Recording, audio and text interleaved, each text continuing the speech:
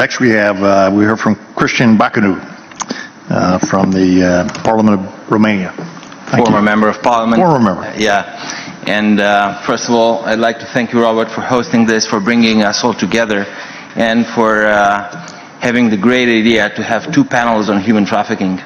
This shows a commitment, and this shows the dedication of this organization to fight human trafficking, and I applaud you for that. Right. But then I must criticize Robert, because I have to speak after Karen, and this is incredibly tough. You didn't give me an easy life, Robert.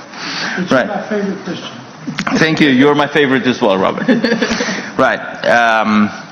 So the story goes that I became an activist against human trafficking in 2023 after I paid a visit to Warsaw in Poland, and I was briefed by the OECD on the topic of the Ukrainian kids being abducted by the Russian armed forces.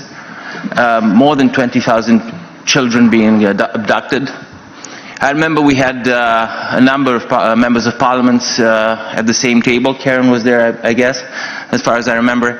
And we were sharing the same emotions and crying all together, hearing the touching stories of the children that were kept in concentration camps in Russia, and that were woken up every day at 5 or 6 o'clock in the morning, obliged to say that they are Russian and not Ukrainian, and forced to deny their ties to their families and to their country.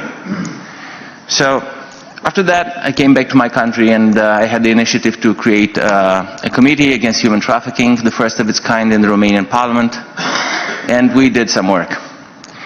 But after 2 years, more than 2 years of being dedicated to this topic, I came to the conclusion that I'm still learning every day.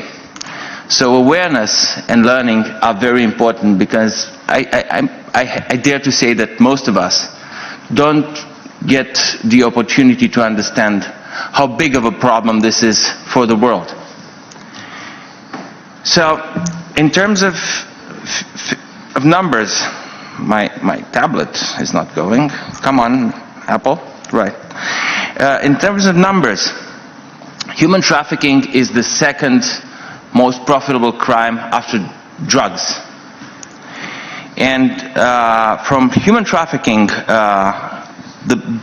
it is estimated that the business, because it's a business, a scourge, a criminal offense, and a business, amounts about $236 billion every year. The difference between human trafficking and drugs is that it is easier to prosecute with drugs than it is with human trafficking. Because once you get the drugs, you got them. You put them in the safe, and you prosecute the perpetrators. But with human trafficking, you've got victims. And then you go into court, and the trials last for a long time, and the victims maybe don't want to be a part of all that. And the victims maybe forget what happened because they were deeply traumatized. They were subject to forced abortions, they were drugged, they were beaten. So it's really harder to prosecute human trafficking. And human trafficking is undeniably related to other crimes. It is related to espionage. We can all think about honey traps and other things that happen, recordings. It is related to drug trafficking. It is related to corruption. It is related to whatever is evil in this world. It is related to the weakness of the rule of law, for example. And there is an overlapping of the networks and of the methods. And Karen was mentioning the Boko Haram, but there are so many other examples. There is the example of the ISIS, who kidnapped the Yazidi girls and used them as sex workers for the fighters of ISIS. So I cannot not ask myself, if ISIS would have been as efficient as it was, if the leadership of ISIS did not have the means to provide sexual labors for the fighters. But we've seen that in Libya, we've seen that with Al-Shabaab, we see that so many times. We've seen that in Sudan. And we see that in Europe. So, from my experience, what we need to do, first of all, is to make the fight against human trafficking be more appealing to policymakers. Yesterday, I called it sexier. It needs to be sexier because it's shocking. If anybody feels a bit tired today, maybe think about the fight against human trafficking that needs to be sexier for the policymakers. It needs to be more appealing. What we did in my country, and we had a huge, to my shame, we had a huge problem with human trafficking. What we did in the last years, above all else, we created a community of policymakers, stakeholders that are eager to fight against human trafficking and to be resilient in that. And they are not going to step down in front of various bureaucratic difficulties. Then a second thing that we need to do is to work more together. Because human trafficking is always an international criminal offense. It's above borders. Karen was speaking about the refugees that were used by Russia being trafficked as a weapon against Europe. And it functioned, right? We see that extremism has been growing in Europe in the last years. And I don't see that these two phenomena are unrelated. So we need to work together more efficiently. And we need to create groups. I am dreaming of a political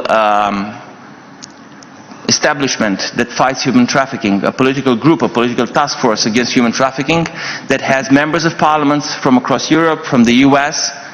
I'm dreaming about the parliaments that will one day have friendship groups for the fight against human trafficking, so that we as policymakers have the occasion, the opportunity to meet and to discuss these topics and to see what are the best practices that were implemented by fellow countries, and not reinvent the policy making all over again every time. Then we need to see what are the best practices, what functions and what doesn't function. For example, I have been studying this during 2024, and I reached the conclusion that we need to have independent reporting bodies. We need to have different policy making for imports and exports, because there are some countries which export human beings, some countries that import human beings, and some countries which do both of those things. We need to think about ways to create a political hammer so that we coerce entities that do not apply the policies that are needed. I'll just give you an example. This is an example I have been discussing about with the IGM, International Justice Mission team in Manila this year, where I was on the occasion of the PISF Manila. Thank you, Robert, again. And they were complaining about child pornography. Because in Asia, it seems that one of the huge issues that they have, one of the huge problems, is that child pornography has been replacing human trafficking in its conventional sense. Because it's easier to do, and it's really harder to prosecute. And the IGM team in Manila was thinking about ways to convince the big tech companies to implement systems that shut down cameras or monitors whenever they see naked children. And it seems that the big tech companies don't want to do that for reasons related to, I don't know, bureaucracy, money, business. And if we could implement that, if we could have, for example, members of parliaments from 20 countries initiating a dialogue with those companies, I think that we could stop a lot of wrongdoings in Asia and not only. Thank you so much, and looking forward to questions.